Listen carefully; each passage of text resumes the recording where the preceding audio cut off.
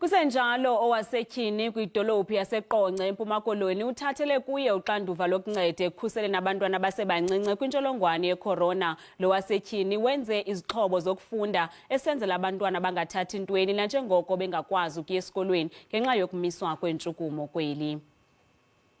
Eli phulo alifumani nkxaso, alijonganga nje ukususa abantwana ezitratweni, likwajolise ukufundisa abantwana ngokubaluleka kokucoceka. Ezi zixhobo zokufunda ziphuma ngesiNgesi kwakunye nangesiXhosa. Noxa iintetha zokuba kuphinde kubuyelwe ezikolweni zivama, eli candelo libonakala ukuba alihoywanga ngurhulumente. I'm hoping it's really going to help ease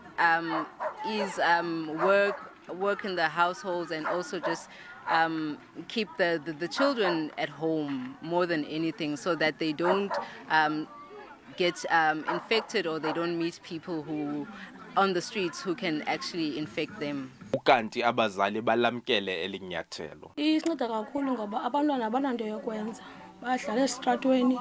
So xa ufika into ezinje ke ngoku siyasive kakhulu ngoba izikolo zivaliwe, uzokwazi uhlala endlini izinto zesikolo bangalibali xa kuvulwe isikolo. Kudingeka inkxaso ukuba eli phulo liqhube ukuze lizofikelela nakwabanye abantwana. Nayiphi na inkxaso ingamkelwa ngezandla ezishushu. Abongile Yankisi, kwiindaba ze-SABC, ndiseQonce.